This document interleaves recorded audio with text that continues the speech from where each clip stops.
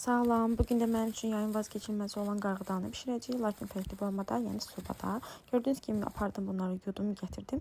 Yəni gətirən sonra baxdım ki, bu da bəzi adamlar kimi əslində içi başqa cür olur. Nəysə qoydum qaynamağa. Duzlu suda qaynayandan sonra gətirdim onu belə bölməyə çalışıram. Burada gördüyünüz kimi nə qədər çabalayıram. Dostunun qırıldığı yeri görüb oradan yaralamağa çalışan insanlar kimi mən də onun qırıldığı yeri görüb oradan bölməyə çalışıram.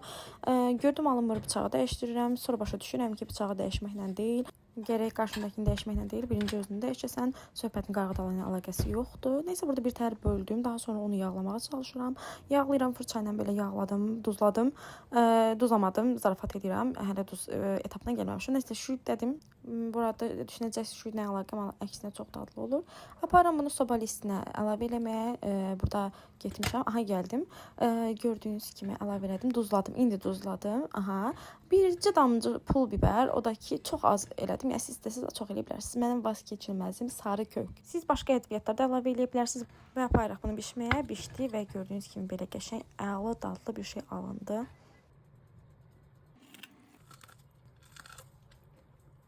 Xırçılısı bir adama xoş gəlir. Burada videonu elə editləmişəm ki, sanki diri-diri oturam. Bu qədər.